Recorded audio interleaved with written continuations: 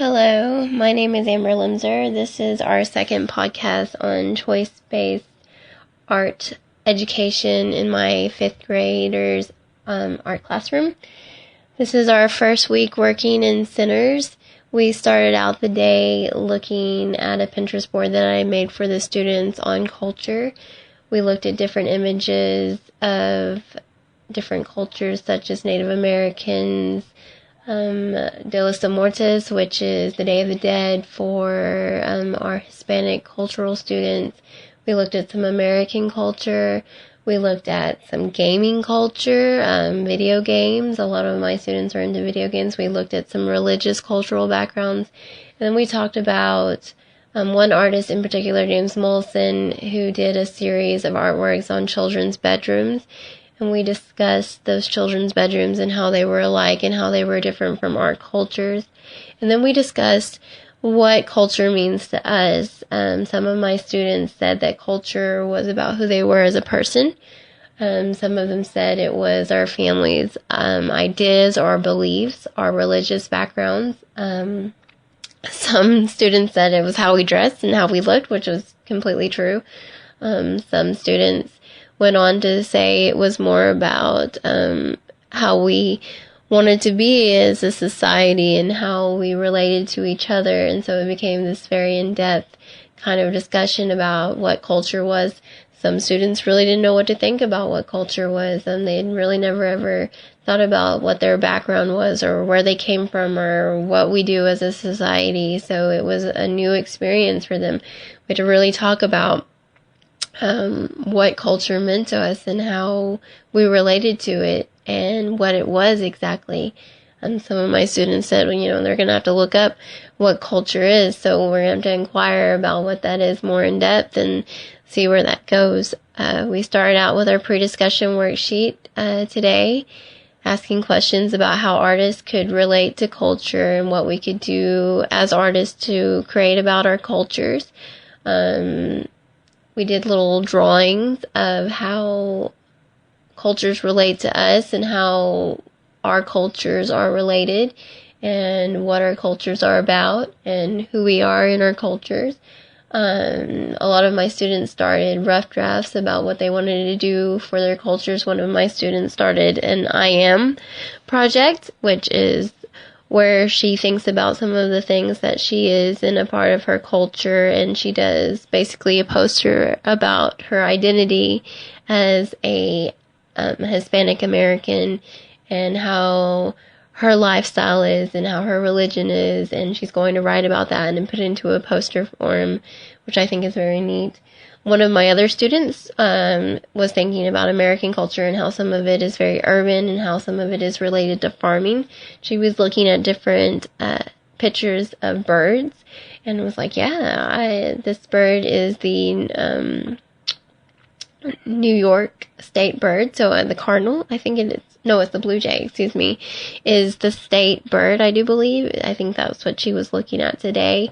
And she decided to do a collage about urban atmospheres and the state bird that goes with an urban atmosphere. So she picked New York, and I think she's going to pick a farming, probably Arkansas or Kentucky, to do a farming collage on it. She's very excited. She's looked into a lot of different images and magazines about cities and what they look like. She's talked to me a little bit about what glue she might use. So we're looking at some different glues for her and how that's going to work.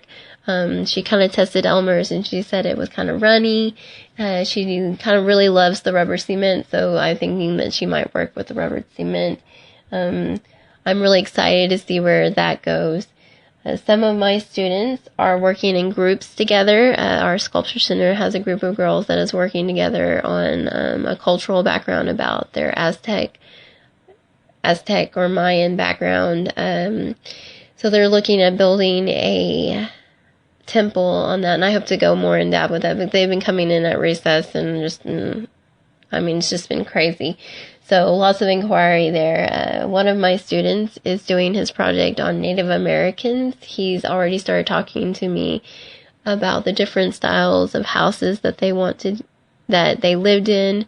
He's kind of done some what I would call research into what he wants to use as his materials. He started out with some popsicle sticks doing a longhouse, and he really didn't like that. It was taking too long, and they were breaking. The hot glue that he was using wasn't really working, so he moved to paper. It seems to be a little more bendable for him, and it's working better for him, but he's also thinking about time constraints. He's asked me a lot of questions about how many hours he has to work on this, and he's done some plans of attack, some drawings about how he wants it to look, so he'll be ready to work on that immediately when we start our projects next week.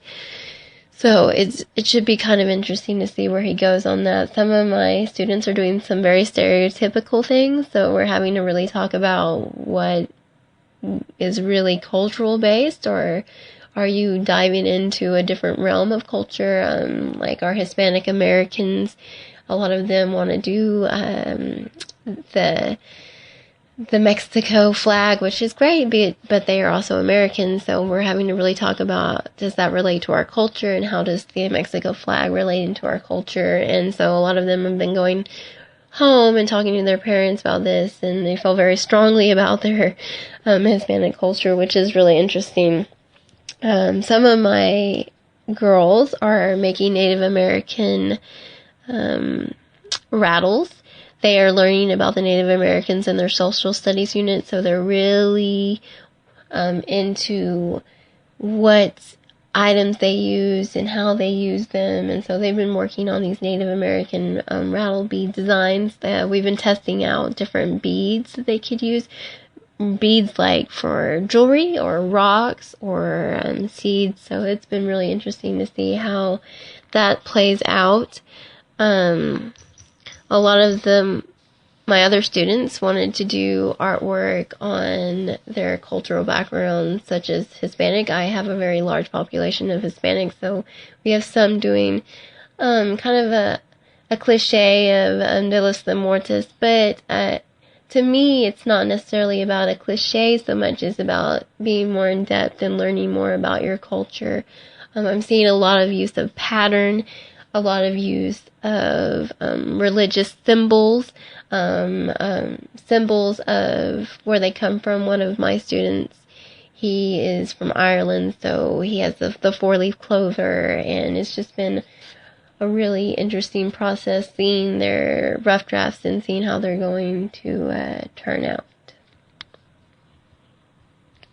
So I'm really excited to see what next week holds for us, and I do believe that through this we are getting some inquiry, and we're definitely getting some research and thinking about what materials we're going to use, thinking about how we're going to build these items or paint these items, and what our plans of attacks are, our time constraints. We're really thinking, and it's a lot of hands-on, and my students are not only engaged, but I'm not having to push them to do their projects. They are actually on top of their A game, doing their work, really focused, bringing in things from home, talking to their parents. So we're not only involving ourselves in this, I'm more of a bystander. They're facilitating this program. I am just sitting back and watching it unfold, and I'm getting a lot of parents sending notes to me, asking me questions too, which is really good for us because so many art teachers have trouble talking to parents, and it's just been kind of interesting. First week of school, or first week of units planned, so hopefully next week is a lot more interesting.